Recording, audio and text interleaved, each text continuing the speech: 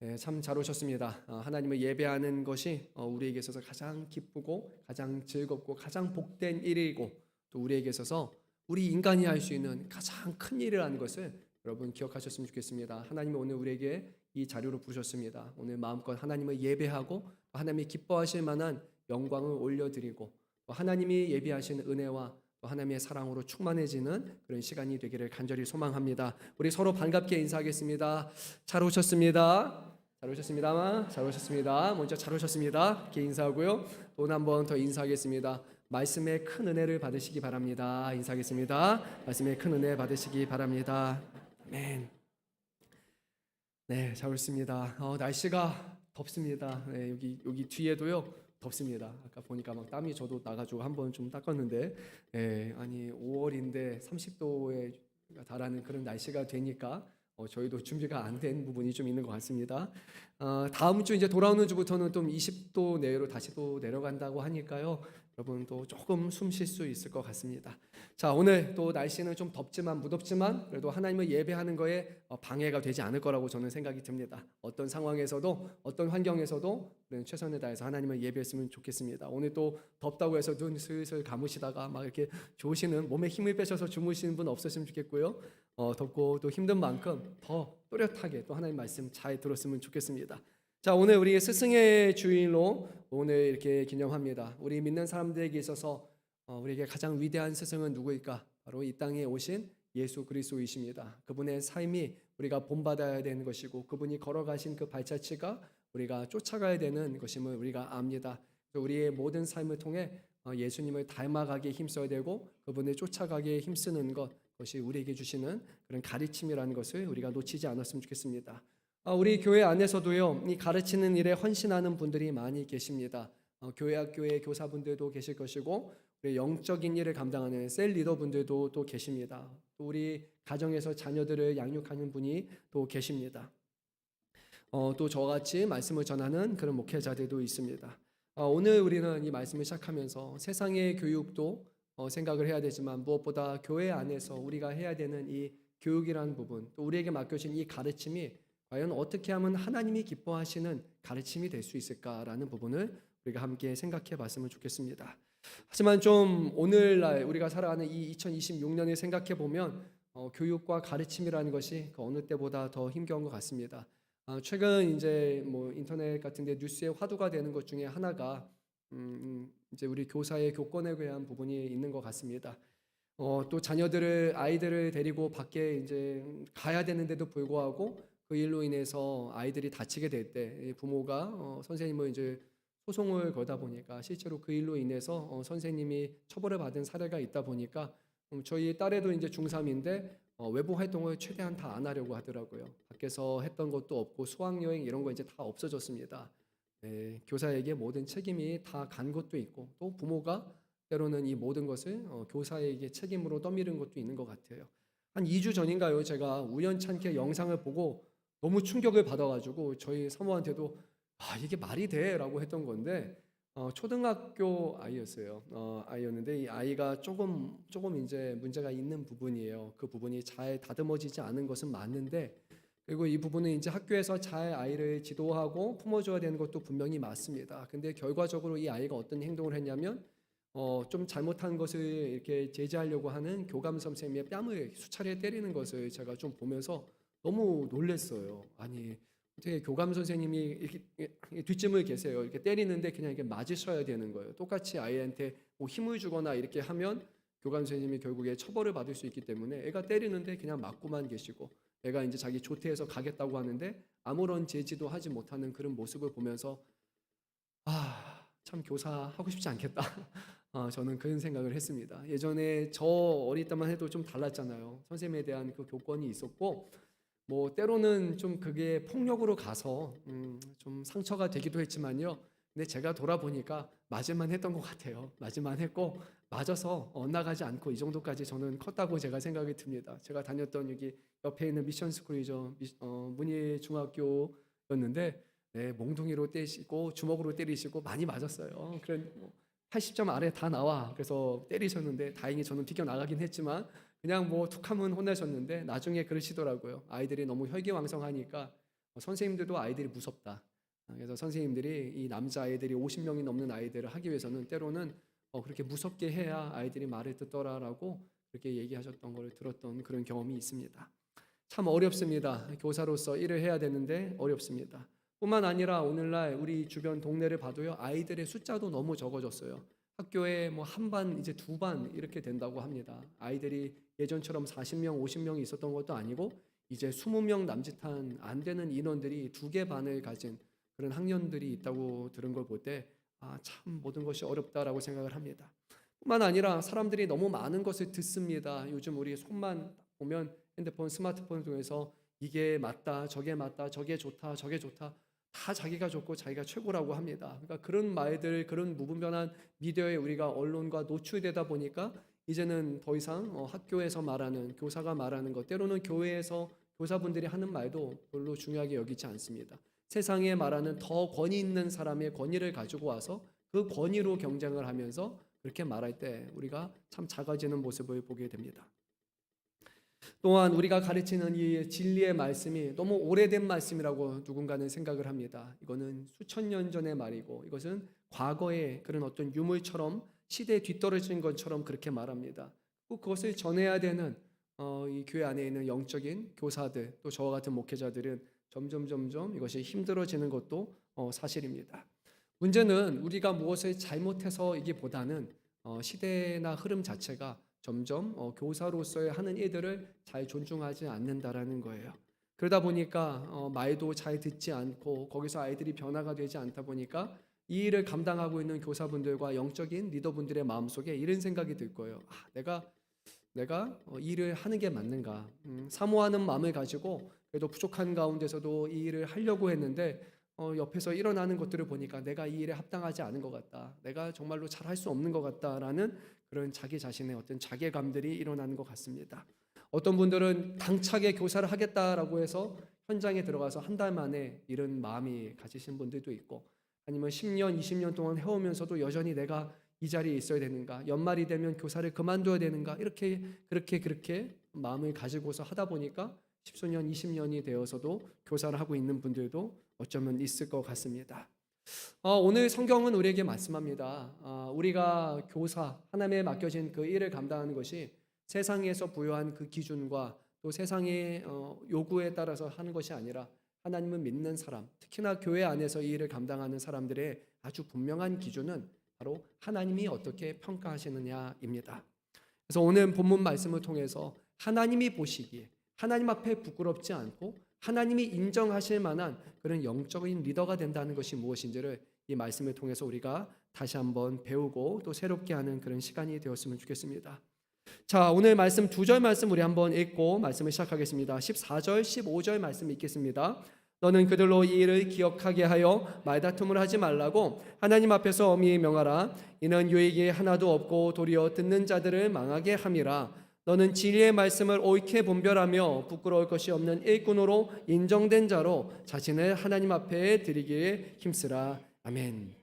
이 디모데후서 말씀은요, 사도 바울이 자신의 사랑하는 영적인 아들인 디모데에게 보낸 편지입니다. 근데 이것은 감옥에 있을 때 보낸 편지로 옥중 서신으로 그렇게 알려져 있습니다. 디모데가 있는 이 지역과 사도 바울이 있는 지역은 벌써 수천 킬로미터 멀어진 그런 곳입니다. 자신의 죽음에 임박한 시간에 사도 바울이 하나님의 주시는 은혜와 영감을 받아서 기록된 말씀은 바로 세상 사람들의 기준을 따라갈 것이 아니라 하나님 앞에 부끄럽지 않은 그런 교사로 살아가야 한다는 것입니다. 근데 오늘 말씀에 그 일을 할 때 두 가지를 먼저 말씀하고 있습니다. 두 가지 명령인데요. 이것을 기억하며 말다툼을 하지 말라고 하나님 앞에서 명하라. 그래서 말다툼의 문제를 먼저 얘기를 합니다. 또 하나는 무엇이냐면 뒷부분에 너는 진리의 말씀을 옳게 분별하라라고 그렇게 말씀을 합니다. 하지 말라라는 것과 이것을 하라라는 이 두 가지의 말씀이 있습니다. 말다툼을 하지 말고 대신에 옳게 분별해야 한다는 것이에요. 말다툼에 해당하는 그 히브리어 원어를 봤을 때도 말로 싸우는 것, 그게 우리가 잘 아는 그런 의미입니다. 특히나 이제 1세기의 에베소 교회의 그런 당시의 사회를 생각해 볼 때 이 모습은 이런 겁니다. 헬레니즘의 수사학의 영향을 받아가지고 좀 무익한 단어 싸움을 하는 거예요. 좀 쉽게 말하면 말 꼬투리 잡아가지고 이게 뭔지 그러는 소모적인 그런 싸움을 하는 겁니다. 이거를 잘했던 사람들이 그 전에도 있었는데 바로 바리새인들과 서기관들이었습니다. 하나님의 율법을 지키는 부분에 있어서 아주 자그마한 걸 가지고 서로가 그거 가지고 막 다투면서 무엇이 조금 더 맞다, 무엇이 조금 맞다. 근데 결국에는 불필요한 소모전처럼 벌어지는 게 더 많았습니다. 더 중요한 것은 어떻게 하나님을 기쁘시게 할까? 어떻게 하나님의 일을 감당할까인데 그게 아니라 이렇게 하는 게 맞을까 저렇게 하는 게 맞을까라고 싸우다 보니까 정작 아무도 하나님을 기쁘시게 하는 일을 못하고 있는 것을 보게 됩니다. 그런데 이런 문제가 바로 이 1세기 당시에 이 에베소 교회 부근에서도 일어났던 것입니다. 하나님의 말씀을 가라고 말하면 가로 받아들이고 나로 하면 나로 받아들여야 되는데 그것이 아니라 가가 기가 아닐까 그가 아닐까 고가 아닐까 사람들의 생각을 가지고 거기다 말씀에 부여하고 살을 덧붙이고 뒤트는 일들이 일어났던 것입니다. 우리 주님 말씀한 것처럼 가하면 가하고 아니면 아니라 하라라는 말씀을 생각해 볼 때 성경의 말씀이 그렇다면 그런 것이고 아니면 아닌 것이 맞겠지만 그것이 아닐 수도 있는데 그럴 수도 있지 아니할까 뭐 이런 식으로 말을 꼬아가면서 사람들이 여러 가지 말을 나누고 있는 거예요. 근데 오늘 사도 바울은 이렇게 말합니다. 그것이 만약에 유익이 있다면 우리가 하는 것이 맞겠지만 거기에는 유익이 하나도 없다라고 말을 합니다. 근데 유익만 없는 것이 아니라 오늘 말씀을 보니까 더 나아가서 듣는 자들을 결국 망하게 한다라고 그것이 얼마나 큰 손해를 끼치는지도 우리에게 말씀을 합니다. 근데 이 망하게 하다라는 의미를 제가 좀 용례를 잘 찾아보니까요.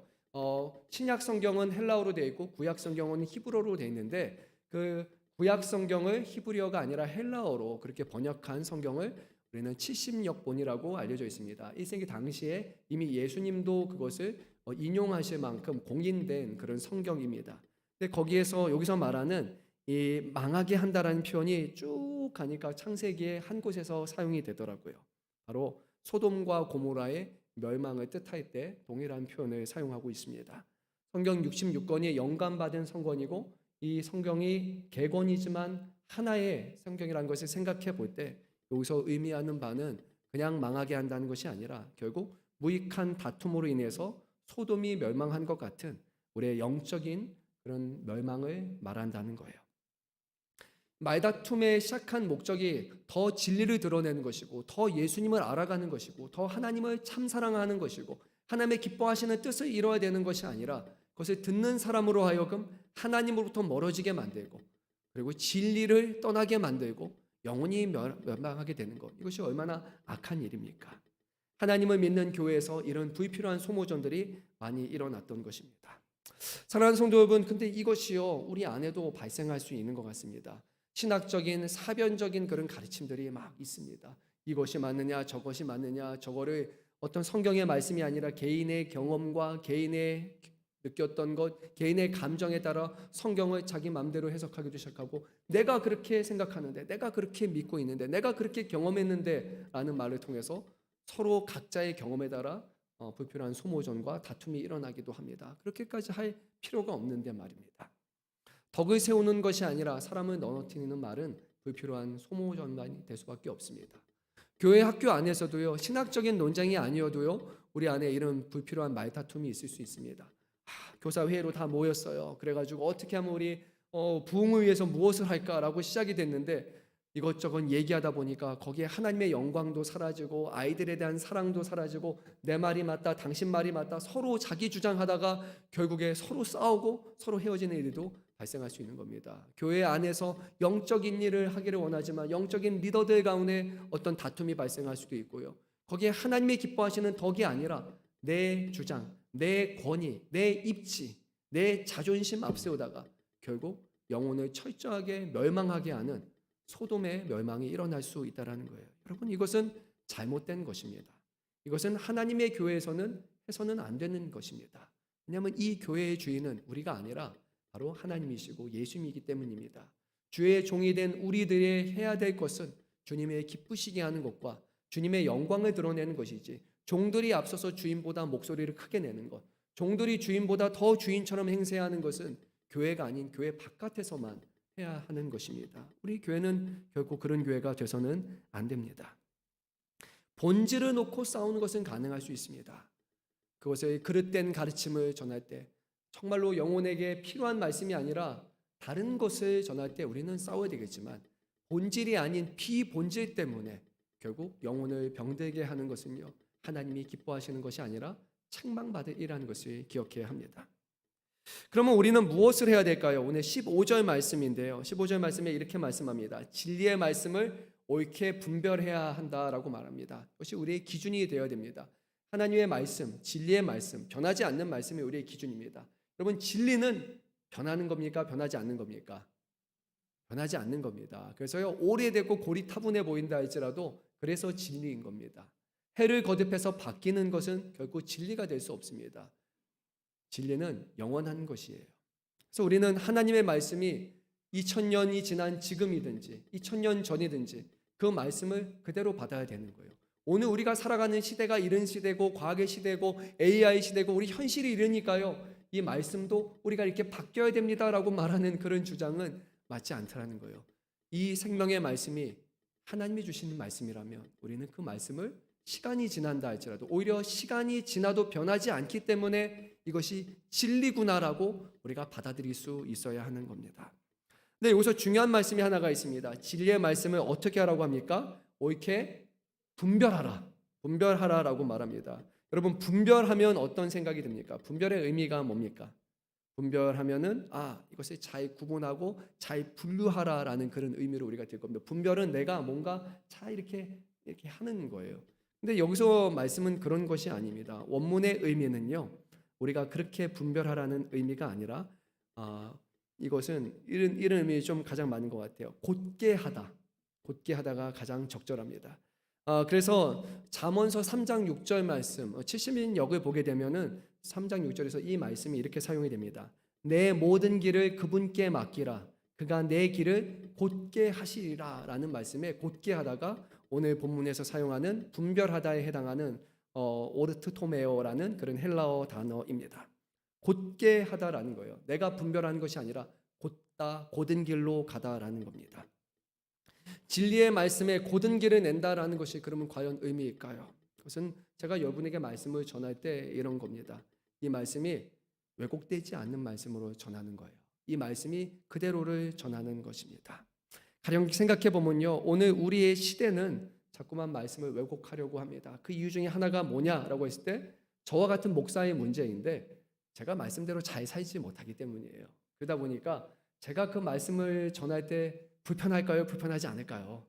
불편하잖아요. 제가 하지 못하는 것을 전할 때 엄청 마음에 찔림도 있고 불편한 거예요. 근데 그 불편한 마음과 그 찔리는 마음을 느끼기가 좀 싫어서 그래서 조금 편안하게 전하는 겁니다. 그럴 수도 있고요. 저럴 수도 있고요. 그렇게 해도 뭐 이렇게라고 조금 본문을 살짝 휘게 합니다. 아예 말하지 않는 것은 아니에요. 그런데 조금씩 그것을 완화시키고 조금 하게 하는 거예요. 성경의 말씀을 보게 되면 성경은 우리에게 이렇게 말합니다. 우리가 죽어야 된다. 그래야 우리 안에 예수가 사신다. 여러분, 이 말씀이 불편하십니까? 불편하지 않으십니까? 불편하죠. 저는 너무 불편합니다. 사도 바울은 이렇게 말합니다. 나는 날마다 죽노라.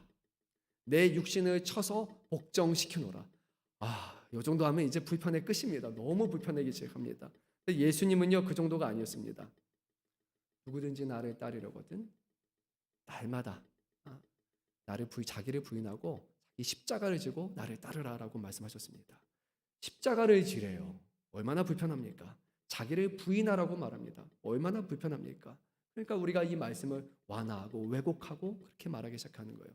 불편을 끼치면 사람들이 불편한 교회 나오기 싫어하니까, 교회가 많으니까 편안함을 주는 교회를 찾고 싶어 하지 않겠어요?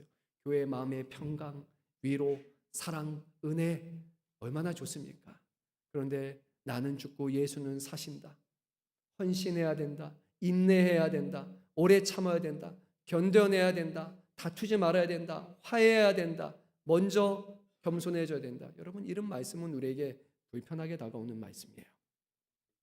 그래서 사람들이 이 말씀을 조금 왜곡해서 전하기 시작합니다. 내가 그 말씀대로 못 살기 때문이에요. 그런데 오늘 말씀은 이것이 얼마나 위험한지를 우리에게 아주 분명하게 말씀합니다. 여러분, 우리 17절 말씀을 한번 읽어봐야 될 것 같습니다. 한 목소리 읽도록 하겠습니다. 그의 말은 악성 종양이 퍼져나감과 같은데 그 중에 후메네와 빌레도가 있느니라. 아멘. 이것은 뭐라고 말합니까? 악성 종양이라고 말합니다. 1세기 의사들이 사용하던 그 정확한 의학적인 용어로 사용했어요. 그래서 여기서 말하는 악성 종양은 오늘날 말하면 궤저병이라는 정확한 전문 용어를 사용해서 말했습니다. 여기 한쪽에 이렇게 썩어지기 시작한 거예요. 근데 놔두니까요, 여기서 끝나지 않습니다. 이 썩은 걸 방치하고 잘라내지 않으면 온몸이 그대로 다 썩어 들어가서 살이 다 사라지는 겁니다. 절단하지 않으면 전신을 죽일 것이다 라고 하는 거예요. 적당하게 넘어갈 수 있는 말이 아니라는 거예요. 여러분, 근데 이 말은 생소한 말씀이 아니에요. 처음 듣는 말씀 아니에요. 왜냐하면 예수님도 말씀하셨기 때문에. 너희의 눈으로 범죄하거든 어떻게 하라고 합니까? 그렇죠. 벌써 불편하시죠, 여러분? 눈 감으라 아니에요. 너희 눈을 빼버리라. 손이 범죄하거든 어떻게 하라? 한쪽을 잘라버려라. 여러분, 엄청 불편한 말씀입니다. 그런데 그렇게 말씀하신 이유가 있어요. 진짜 자르라라는 의도는 아니겠지만 우리의 죄와 우리가 잘못하는 것이 우리를 병들게 하고 우리를 죄를 저지르게 해서 하나님으로 떠나고 멀어지는 것보다는 차라리 한쪽이 불구가 되고 한쪽이 모자른 채로 살아가는 것이 더 복되고 더 맞기 때문이에요. 오늘 사도 바울은 아주 분명하게 말합니다. 이것이 절단하지 않고 가만히 내버려 두면 결국 우리 전신을 죽이게 될 것이다 라고 얘기를 합니다. 특히나 이 후메네오와 빌레도라는 두 사람에 대해서 언급을 하고 있는데 그들이 했던 것이 무엇이냐? 부활이 이미 지나갔다. 이것이 그들의 전한 복음이었습니다. 여러분, 부활이 지나갔습니까? 아직 남아 있습니까? 남아 있습니다. 부활은 예수 그리스도께서 장차 이 땅에 오시고 그때 산자와 죽은 자를 다시 심판하실 것이고 죽은 자가 살아나게 될 것이고 우리 죽은 사람들도 영으로 있던 사람들이 이제는 자신의 육신을 입고 다시 살아나는 최종적인 구원의 완성이 바로 부활이에요. 부활은 아직 완성된 것이 아닙니다. 그런데 이 사람들은 이렇게 얘기해요. 부활이 이미 다 이루어졌다. 여러분, 여기서 엄청난 문제가 발생하는 겁니다. 이미 다 끝났으니까 나는 이 땅에 살아갔는데 이미 부활한 사람처럼 이미 영생한처럼 살아가는 거예요. 그러니까 두 가지 문제. 하나는 부활에 대한 천국의 소망을 갖지 않게 되는 거예요. 현세가 가장 중요하다. 이미 나는 부활한 사람으로 이 땅에 살아가는 것이 끝이다. 그러니까 어디에 집착하게 됩니까? 현세에서 잘 사는 것이 더 중요하게 되는 거예요. 천국에 살아가는 것, 하나님을 영화롭게 하는 게 아니라 이 땅에서 얼마나 내가 잘 먹고 잘 사는가, 현실이 가장 중요한 문제가 되는 거예요. 근데 우리 예수님은 아주 분명하게 말씀하셨어요. 썩어질 때다가 너의 상급을 쌓지 말라고 하셨어요. 해하지도 않고 좀 먹지도 않고 하늘의 상급을 쌓으라고 우리 예수님은 분명히 말씀하셨고, 우리 예수님은 제자들에게 내가 다시 오기 전에 너희를 위해서 건물, 집들을, 방들을, 거처를 미리 준비한 다음에 다시 올 것이라고 분명히 말씀하셨어요. 근데 이 사람들은 그게 아니래요. 이미 다 이루어졌대요. 끝났다는 겁니다. 또 하나의 문제는 뭐냐? 이미 다 부활, 모든 것이 이루어졌으니까 이제 말씀대로 살지 않아도 되는 거예요. 이제 말씀대로 겸손하게 말씀을 지키며 경건하게 거룩하게 살지 않아도 돼요. 다 끝났어요. 모든 게 끝났어요. 이제는 내 맘대로 내 멋대로 살아도 돼요. 왜냐하면 나 이미 다 구원받았고 나 이미 부활 다 되었고 이제 내 맘대로 해도 돼요 라고 말합니다. 여러분, 얼마나 위험한 신앙입니까? 여러분, 이런 신앙이 과연 1세기로 끝났을까요? 아닙니다. 지금 우리의 사회에도 이 한국교회에도 이런 신앙이 있습니다. 미국에서부터 시작한 신앙이 있습니다. 번영신앙이라는 것이 있습니다. 부활의 소망, 천국에 대해 나중에 주님을 만나는 것이 가장 귀한 것인데 그것이 가장 귀하기 때문에 그 복음을 위해서라면, 그 값진 것을 위해서라면 내 집을 다 팔아서라도 그것을 얻는 것이 가장 소중한 것인데 그렇게 말하지 않습니다. 하나님 믿는 사람들이 이 땅에 살아가는 것이 가장 중요하게 돼버린 거예요. 오늘 무엇을 먹고 살아가느냐, 오늘 내가 어느 집에서 살아가느냐, 오늘 이곳에 어떤 복을 누리며 살아가야 되느냐, 이 땅이 나에게 가장 복된 삶이 되어버린 겁니다. 부활이 사라질 때, 천국에 대한 소망이 사라지게 될 때, 심판이 우리 안에서 전달되지 않을 때 사람들은 내가 오늘 어떻게 사느냐가 중요한 거예요. 여러분, 잘 생각해 보세요. 교회에 와서 하나님을 예배하는 것에 대한 어떤 기쁨과 사모함이 아니라 내가 오늘 병들었으면 교회에 와서 병이 나아야지 되는 거예요. 내 마음이 어려움이 있으면 교회 안에서는 평온한 마음을 주어야지만 내가 좋은 거예요. 왜냐하면 미래의 부활은 없으니까요. 이 세상이 지금 나한테 중요하니까요. 예수 믿어서 돈이 돼? 예수 믿어서 병이 나? 예수 믿어서 모든 것이 다 잘 돼? 내 문제가 다 해결돼? 라고 생각하면 여러분, 거기에 바로 우리 안에는 부활이 없는 신앙이 들어온 겁니다. 이 땅에 있는 모든 것을 다 포기해서도 천국을 위해서 살아가는 사람들이 하나님을 믿는 사람들이었는데, 오늘 천국이 아니라 현세를 위해서 천국도 포기하며 살아갈 수 있는 사람들이 교회 다니는 사람들이 있을까요? 없을까요? 있을 거예요. 지금이 더 중요하다고 생각합니다. 여러분, 별거 아닌 것 같아요. 부활이 없다라는, 지나갔다는 한마디 말일 뿐입니다. 하지만 그것이 모든 것을 바꾸게 되는 겁니다. 진리는 우리 마음대로 이랬다 저랬다 뒤틀 수 있는 것이 아닙니다.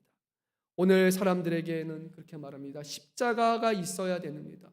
영광 이전에 십자가의 고난이 있어야 되는데, 예수 믿으면 고난 없고 십자가 없고 영광만 있다고 말합니다. 거짓이에요. 진리가 아닙니다. 교회 와서 복음으로 심적으로 우리 위로만 환원시키는 그런 잘못된 복음이 있습니다. 그리고 내가 믿는 것, 내가 받아들인 것이 더 중요하다는 거예요. 성경이 뭐라고 말씀하는 것이 중요한 게 아니라 내 마음에 감동이 되고 내가 좋아요라는 버튼을 누르게 되면 그것이 나의 은혜고 그것이 나의 감동이 되고 내가 정하는 거예요. 모든 하나님의 말씀인데 이거가 더 진리가 되고 저것은 아니라고 판단하는, 제가 하나님을 평가하는 이들이 벌어나게 됩니다. 여러분, 이것이요 21세기형 오늘 우리의 시대의 후메네와 빌레도라는 것을 여러분 기억해야 됩니다. 사도 바울은 이것을 잘라내야 된다고 합니다. 우리를 죽이는 거라고 말합니다. 여러분, 죽이는 겁니다. 살리는 거 아니에요. 진리에서 벗어나는 것, 진리를 왜곡하는 것은 잠깐은 평안하지만 결국 우리를 죽이는 것입니다. 사도 바울은 19절에서 우리를 진리로 인도합니다. 이렇게 말씀합니다. 그러나 하나님의 견고한 터는 섰으니 인침이 있어 일렀으되 주께서 자기 백성을 아신다 하며 또 주의 이름을 부르는 자마다 불의에서 떠날지어다 하였느니라. 아멘. 먼저 이 말씀이 좀 어려운 말씀인데요. 하나님의 견고한 터가 세워졌다고 합니다. 터는 집이 지어지기 위해서 세워지는, 기본적으로 깔아야 되는 것이 터입니다. 이 터는 무엇입니까? 베드로전서 2장 6절에서는 이 터가 결국 모퉁이 돌 되시는 예수님이라고 말씀합니다. 터는, 진리 하나님의 견고한 터는 오직 예수님을 터로 해서만 세워진 겁니다. 사람의 경험과 사람의 주장이 아닙니다. 예수님만이 이 집의 터가 됩니다. 그리고 이 터에는 두 가지가 있습니다. 바로 인침이라고 해서 두 가지, 한 번 정해지면 결코 바꿀 수 없는 그런 두 가지 인침이 있는데, 바로 이것은 하나님께서 정하신 거예요. 첫 번째 인침은 이것입니다. 주께서 자기 백성을 아신다는 거예요. 뭐라고요, 여러분? 주께서 자기 백성을 아신다는 거예요. 여러분, 이 자리에 있는 우리가, 사람들이 다 주의 이름을 모르고 예수님 믿고 하나님 믿는다고 하지만 하나님은 정확하게 아십니다.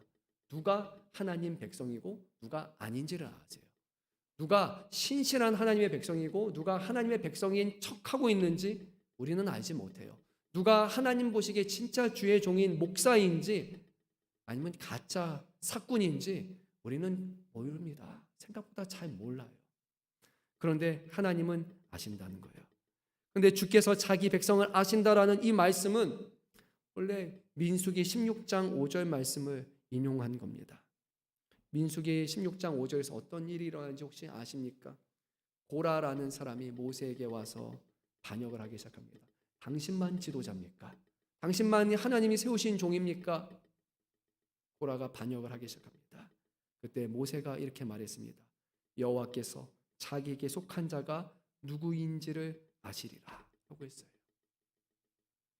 고라가 하나님이 사람인지 아니면 모세가 하나님의 사람인지 사람은 모르지만 그것을 아시는 분은 하나님이시고, 결국 하나님께서 고라라는 사람이 집어삼키셔서 그가 하나님의 사람이 아니라는 것을 모든 사람들 앞에 보이시고 모세가 하나님의 사람이라는 것을 드러내어 주셨습니다. 이 말씀은 참 무서운 말씀이에요. 누가 하나님의 사람일까? 여러분, 우리는 모르지만 하나님은 아십니다. 그래서요, 교회 다니는 우리들은요, 서로 옆 사람에게 내가 하나님의 사람인처럼 할 필요 없습니다. 그리고 목사인 저에게 하나님의 사람인 것처럼 여러분 할 필요가 없습니다. 하나님 앞에 하는 겁니다. 하나님 앞에 온전한 믿음이 있는가? 하나님을 정말 우리의 삶의 주인으로 모시고 있는가? 그분 앞에 경외하며 두렵고 떨리는 마음으로 살아가고 있는가가 우리가 하나님의 사람인지 하나님의 사람인 척하는 사람인지가 드러나는 겁니다. 하나님의 사람은 하나님의 말씀을 듣고 지켜 행하는 자라고 성경은 분명히 말씀합니다. 여러분, 교회 오래 다닌다고 하나님의 사람 아닙니다. 목사여서 하나님의 사람 아닙니다. 하나님의 말씀대로 살아가려고 하는 사람들이 하나님의 사람이라는 것을 우리 놓쳐서는 안 됩니다. 저는 우리 금천양문교회가요, 그냥 좋은 데가 되지 않았으면 좋겠어요. 그냥 이곳에 사람들에게 잘 어울리다가 그냥 서로 사랑하고 아껴주다가 다 죽는 곳, 저는 이런 교회 되지 않았으면 좋겠어요. 교회는 죽는 곳이 아니라 영원히 사는 곳이어야 되거든요.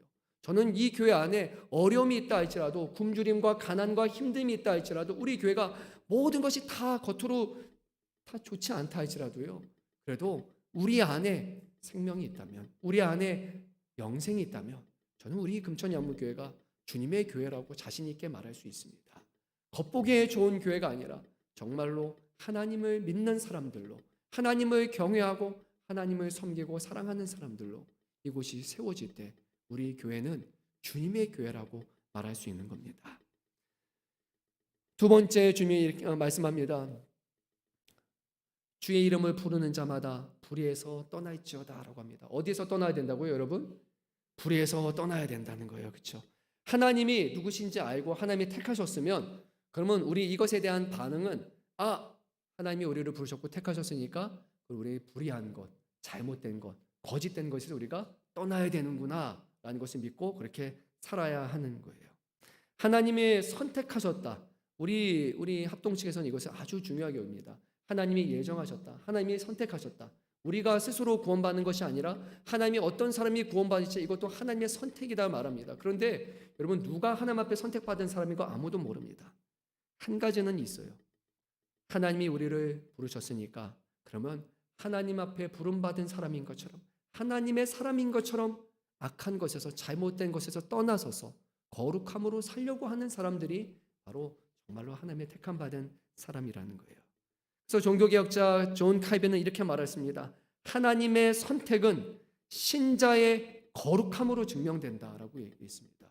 하나님의 절대적인 주권과 예정론을 그렇게 주장했던 칼빈이었지만요, 하나님의 선택이 신자의 거룩함으로 증명된다고 했어요. 거룩하지 않은 자가, 경건하지 않은 자가 하나님의 사람일 수 없다라는 거예요.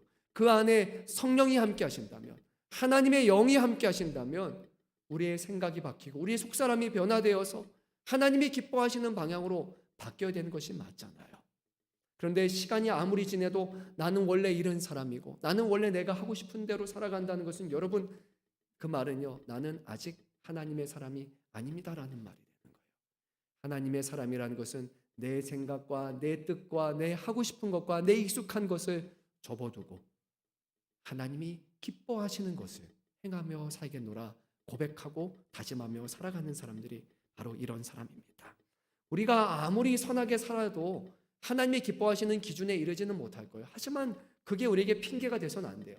어차피 구원받았고 어차피 완벽하지 못하니까, 어차피 예수님이 우리의 죄를 씻어주셨으니까 나는 내가 하고 싶은 대로 산다라는 것은 하나님을 믿지 않는다라는 고백밖에는 되지 않습니다.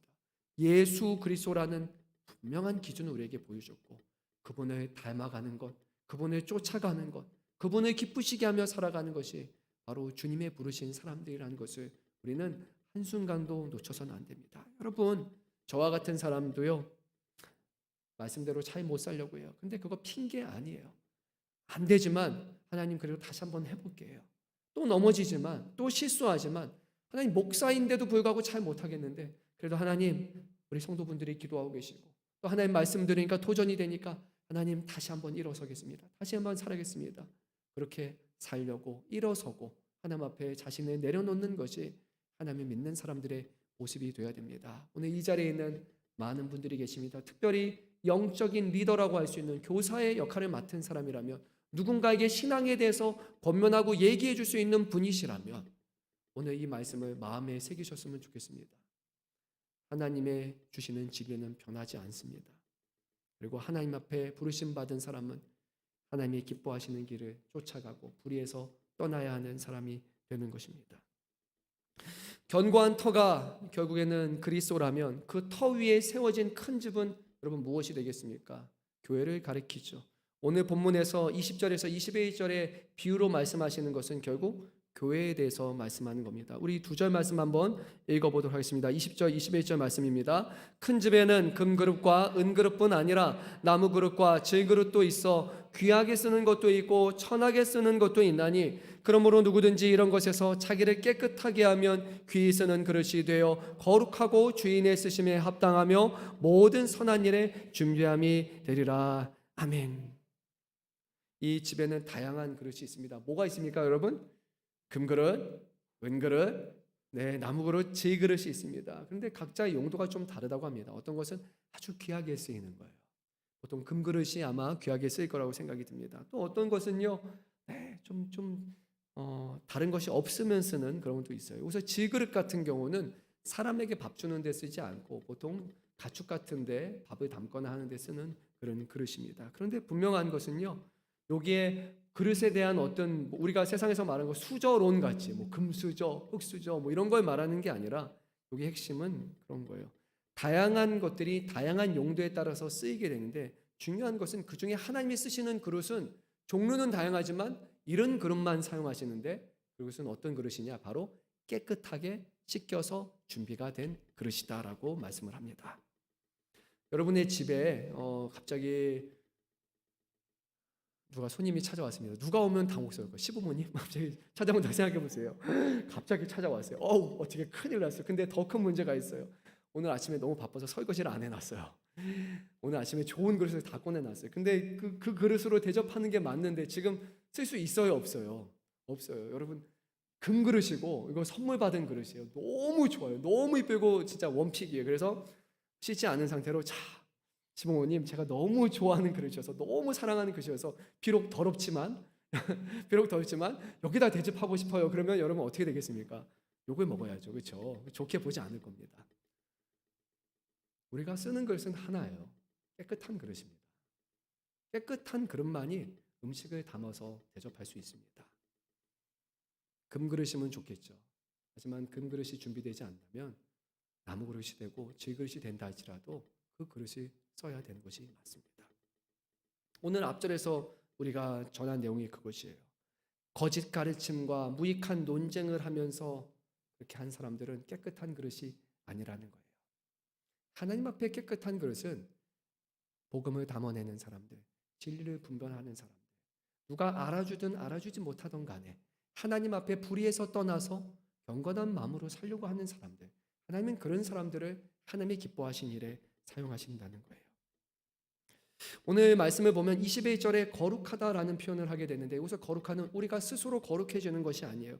의미 자체는 좀 문법적으로 보게 되면 완료 수동태 분사예요. 그러니까 수동태이기 때문에 거룩하게 된다라는 거예요. 이미 완료니까 우리가 거룩해졌다라는 거예요. 여러분 어떻게 우리가 거룩해질 수 있습니까? 우리 스스로 거룩한 게 아니에요. 깨끗이 씻어서 되는 게 아니에요. 하나님이 거룩하게 하셨다라는 거예요. 성경에 거룩하다는 구별되다라는 거예요. 하나님의 뜻을 위해서 하나님의 사람으로 하나님의 구별에 세우신 거예요. 그러니까 거룩은 하나님이 하신 거예요. 그런데 우리가 해야 되는 깨끗하게 해야 되는 거룩이 있어요. 그것은 우리가 거룩한 상태를 유지하려고 해야 되는 거예요. 하나님이 구별하신 모습대로 하나님이 특별하게 정하신 그 모습의 현상과 그것을 담아낼 수 있는 사람이 되기 위해서 힘쓰는 것은 우리가 마땅히 해야 되는 거예요. 도덕적으로 율법주의로 우리가 더 거룩해져야 귀하게 쓰인다는 것이 아니라 이미 하나님이 거룩하게 하셨으니까 언제든지 하나님 앞에 쓰임받을 수 있도록 준비한 상태를 유지하라는 거예요. 근데 성경에서 여러분 우리 아는 말씀이 있을 겁니다. 사도 바울도 있고 예수님도 말씀하셨어요. 그릇도 중요한 것처럼 보이지만요, 더 중요한 것은 이 그릇이 담아내고 있는 것이 과연 무엇이냐라는 겁니다. 금그릇이 있어요. 근데 금그릇에 거기다가 아주 금그릇에 합당한 음식이 들어간다면 사람들이 와, 이건 음식을 돋보일 만한 좋은 그릇이다라고 얘기할 겁니다. 근데 금그릇이라고 딱 봤는데 보니까 거기에 그냥 빵 하나, 한 조각 막 이런 게 들어가 있어요. 그러면 사람들이 야, 왜 여기다가 이 금그릇을 낭비해라고 그렇게 얘기할 겁니다. 어울리지 않는 거기 때문이에요. 근데 성경에서는 우리가 담는 그릇이 무엇이라고 말하냐면 바로 복음이라고 말합니다. 하나님의 것을 우리는 담아낸다는 거예요. 우리가 금 그릇이어서 이 복음이 귀한 것이 아니라 더 중요한 것은 우리가 담아내고 있는 그 복음이 그만큼 귀하다는 거예요. 금 그릇이라는 것은 그 복음의 값진 것을 사람들에게 전달하기 위해서, 보여주기 위해서 담아내는 것일 뿐입니다. 그래서 내가 금 그릇이 아닌 것 같아요. 나는 은 그릇도 안 되는 것 같아요. 나는 나무 그릇, 아니 나는 질 그릇 같아요 라고 우리가 여겨질 수 있어요. 여러분, 근데 그게 하나님 앞에 핑계가 될 수는 없어요. 나는 할 수 없어요 라는 핑계도 될 수 없고, 나는 부족해서 안 된다라는 핑계도 될 수 없어요. 하나님은 그 가장 귀한 복음을 우리 같은 질 그릇에, 연약한 것에 담아내기를 원하시기 때문이에요. 사도 바울은 말하지 않습니까? 나는 질 그릇과 같은 사람들이라고요. 깨어지는 사람이라고요. 그런데 주님이 거기에 우리를 담아내신다는 거예요. 교회 안에서 열심히 수고하고 봉사하십니다. 사람들이 알아주지 않아요. 사람들이 막 몰라주는 거예요. 막 앞에 나와서 막 얘기하고 자기 어필하는 사람들 보면은 와, 저 사람이 열심히 한다, 열심히 한다. 근데 어떤 분들은 너무 힘들어요. 너무 하루하루 먹고 살아가는 것도 힘들고 가정 형편도 너무 힘들어요. 자녀와 관계, 남편과 관계 너무 힘들어요. 나름 교회에서 최선을 다하고 있는 거예요. 그런데 누군가의 기준으로 볼 때는, 사람의 눈으로 볼 때는 부족해 보이는 거예요. 24시간 교회에서 살고 교회에 뭐하고 모든 일에 아멘하고 충성하고 하는 사람들이 아무래도 더 돋보일 수밖에 없잖아요. 그런 사람은 진짜 금그릇인 것 같다. 그런 사람은 정말 하나님 앞에 귀하게 쓰이는 것 같다. 사람들은 그렇게 말할 수 있을 것 같아요. 근데 하나님은 그렇게 평가하지 않습니다. 금그릇이어서 귀한 것이 아니라 담아내는 복음이 얼마나 중요하냐. 교회 안에서 금그릇처럼 행세하지만 실제로는 복음을 담아내지 않고 그릇만을 드러내고 있는 사람이 있을 수 있어요. 내가 목사니까라고 얘기하기 시작하는 거예요. 나는 목사라는 특별한 사람이야. 나는 어떤 직분자라고 자기만 드러낸 나머지 한없이 복음은 작아져요. 예수님은 그릇 안에 보이지도 않아요. 티끌처럼 돼버렸어요. 그릇만 빛이 나버리게 되는 거예요. 그런데 어떤 분들은 자기 자신은 연약하지만, 자기 자신은 한없이 볼품 없지만 하루하루 살아가는 그런 삶 속에서 자기가 아니라 예수님을 드러내고자 하는 분이 계세요. 나는 부족한데 주님이 나를 살게 하셨고, 주님이 나에게 은혜를 주셨고, 주님이 아니면 아무것도 없는 사람이고, 나는 완약한 사람인데도 불구하고 나는 슬퍼하고 괴로워하는 사람인데 그 주님이 나에게 기쁨을 주셨고, 그 주님이 나로 하여금 살게 하셨고, 그분이 나의 은혜라고 가는 곳곳마다 그분을 전하며 그분을 드러내며 살아가는 분들도 있는 거예요. 금 그릇이어서가 아니라, 질 그릇이어서 안 된다가 아니라 하나님 앞에 하나님이 사용하실 수 있는 깨끗한 그릇이 되었느냐가 중요한 겁니다. 여러분, 그 그릇을 누가 선택합니까? 주인이 선택하는 겁니다. 그릇이 먼저 움직여가지고 나를 선택해 주세요라고 말하지 못합니다. 선택하시는 분은 주님이세요. 우리는 주님이 보시기에 깨끗한 그릇이 되어야 됩니다. 교사의 자리에서, 리더의 자리에서 주님이 사용하실 만한 사람으로 준비된다면 주님이 언제든지 우리를 사용하시고 하나님의 영광을 드러내실 것입니다. 오늘 시간이 좀 많이 갔습니다. 말씀을 중간에 끝마쳐야 될 것 같은데 딱 2절 말씀만 우리 읽고 그리고 마무리하고자 합니다. 우리 24절, 25절 말씀을 읽도록 하겠습니다. 주의 종은 마땅히 다투지 아니하고 모든 사람에 대하여 온유하며 가르치기를 잘하며 참으며 거역하는 자를 온유함으로 훈계할지니 혹 하나님이 그들에게 회개함을 주사 진리를 알게 하실까 하며. 짧게 말씀드립니다. 오늘 25절 말씀에 보게 되면 혹 하나님이 그들에게 회개함을 주사 진리를 알게 하실까라고 합니다. 우리가 잘 가르치고 우리가 훈계를 했다고 해서 그 사람이 변화되는 것이 아니라는 거예요. 그 사람이 되는지 아닌지는 우리가 알 턱이 없고 알 수 없는 영역이에요. 혹시라도 하나님이 우리가 하는 말과 우리의 수고함을 사용하셔서 그 사람을 죄에서 돌이켜서 구원에 이르는 일에 하나님이 사용하실 수도 있을 것이다라는 그걸 우리는 기대와 소망을 가지고 하는 사람이지, 제가 말하면 우리가 하면 반드시 변화될 것이다 그렇지 않습니다. 여러분, 저는 목사니까 너무 잘 알아요. 오늘 제가 여러분께 말씀 딱 드리고요, 오후 시간에 여러분 모였을 때 여러분 제가 무슨 말 하는지 기억나십니까? 그러면 다 머리에 물음표가 한 막 100개씩 있을 거예요. 이렇게 할 거예요. 말한다고 사람들이 되느냐? 잘 되지 않습니다. 그런데 그럼에도 불구하고 하는 겁니다. 혹시라도 하나님 부족한 사람이 전했지만 하나님이 오늘 예비하신 사람이 있을 텐데 제 말로, 제가 전하는 말로 되는 것이 아니라 하나님께서 이 말을 들을 때 그 마음에 감동을 주시고 그 마음에 찔림을 주시고 성령께서 그 마음에서 변화시켜 주셔서 하나님 앞에 회개하고 하나님이 기뻐하시는 사람으로 변화되게 하실 것이라고 기대하는 마음으로, 그 영역은 하나님의 영역이지만 우리는 기대하는 마음으로 하는 거예요. 그래서 옆 사람한테 이렇게 하면 안 돼요. 내가 말했는데 왜 듣지 않느냐? 여러분, 교회 안에서 내가 이게 맞지 않는데 왜 변하지 않느냐? 여러분, 의미가 없는 거예요. 그것은 하나님이 하시는 역사라는 것을 우리가 기억해야 돼요. 그래서 오늘 성경에서는 두 가지 아주 중요한 것을 말해요. 온유해야 된다. 온유해야 된다. 24절과 25절에 두 번에 걸쳐서 온유해야 된다라고 말합니다. 근데 이 온유라고 한국말로 번역이 되어 있지만 두 개는 다른 단어예요, 여러분. 우리 언어로는 같게 번역을 했습니다. 24절의 온유는 이런 의미예요. 어머니가 어린아이를 대하는 거예요. 데살로니가전서 2장 7절에서 이렇게 말씀합니다. 우리가 너희 가운데 유순한 자가 되어, 이게 온유입니다. 유순한 자가 되어 마치 유모가 자기 자녀를 기름과 같이 하였으니라는 거예요. 자녀를 대하는 마음으로 온유해야 되는 거예요. 이 온유라는 것은요, 계속해서 반복한다라는 그런 의미로 사용된 거예요. 아이가요, 말을 안 들어요. 그리고 먹고 나면 제자리에 놔둬야 되는데 놓지 않습니다. 맨날 여기다 놓고 가고 맨날 흘리고 말 안 듣고 막 그럽니다. 근데 부모는 화가 나기도 하죠. 때로는 막 답답하기도 합니다. 그렇다고 해서 여러분 이제 말 안 해, 그렇게 하겠습니까? 그냥 포기해 버리겠습니까? 그렇지 않아요. 애가 배워서 변화돼야 되니까 그때까지 참고 인내하는 부모의 마음을 갖는 게 바로 첫 번째 온유라는 거예요. 어린아이를 포기하지 않고 그들을 사랑하고 다루는 어머니의 마음에 온유가 한 가지가 있어야 돼요. 근데 두 번째 또 다른 온유가 있습니다.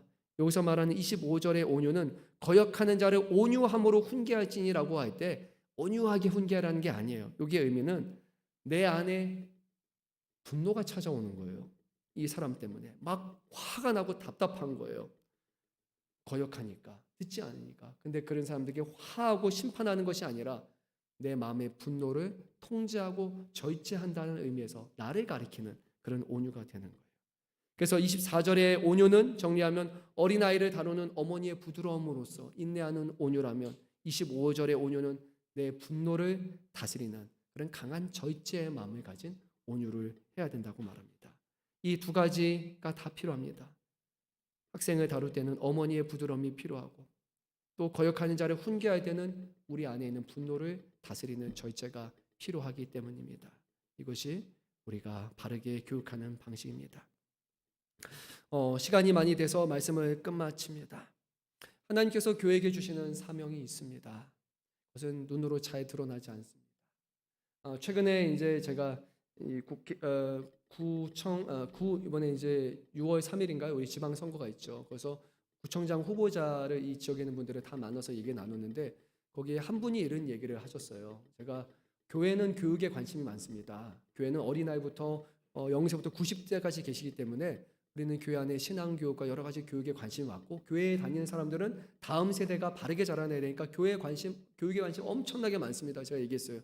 근데 그분이 하시는 말이 뭐라고 했냐면, 아는데 일반적으로 정치인들은 교육에 관심이 없습니다.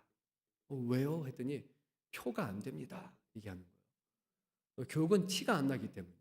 그래서 그거보다 지금 복지시설을 뭐를 하느냐, 뭐에 어떻게 돈을 부으냐, 이런 거는 바로바로 티가 나니까, 그러니까 그게 표가 된대요. 여러분 현수막 보면 알잖아요. 뭐뭐 해냈습니다. 얼마 예산 확보했습니다. 이런 거 다 올리죠. 왜냐하면 그건 티가 나기 때문이에요. 근데 교육은요 10년을 바라봐야 돼요. 티가 나지 않습니다. 그래서 그분도 구청장 후보인데 교육에 관심이 없습니다. 일반적으로 얘기해요. 근데 자기는 교육에 관심을 갖겠습니다라고 얘기했어요. 자기는 국회의원 될 생각은 없으니까. 그래서 이쪽에서 평생을 살아온 분이니까 교육에 힘쓰겠습니다라고 그렇게 얘기하셔서 알겠습니다. 교육 책임져 주세요라고 얘기는 제가 했습니다. 근데 교육은 어려운 일이고요. 티가 잘 나지 않는 겁니다.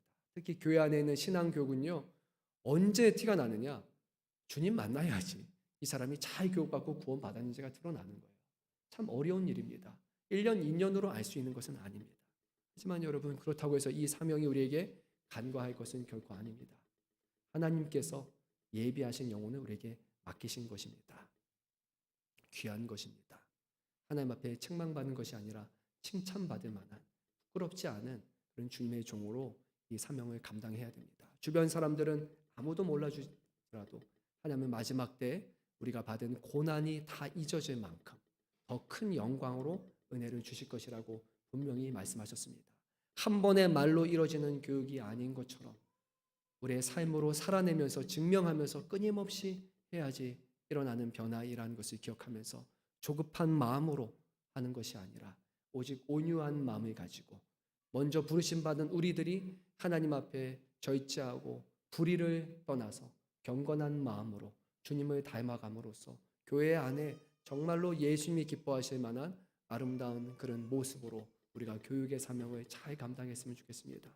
우리 세상의 교육은 좋은 학교 가는 것 그 정도 끝나겠지만 교회의 교육은 한 영혼을 살리는 교육입니다. 무엇이 더 귀한 것입니까? 영혼을 가로지르는 이 귀한 교육을 쉽게 생각하지 마시고 또 우리에게 주시는 사명을 기쁘게 감당하시고 그리고 무거운 자리만큼 그것이 값지다는 것을 기억하면서 하지 않는 것이 아니라 하기에 힘쓰는 교사가 되기에 힘쓰고 이 일로 인해서 하나님께 영광이 되고 주님의 교회를 세워가는 저와 여러분 되시기를 주님의 이름으로 축원합니다. 기도합니다. 사랑이 많으신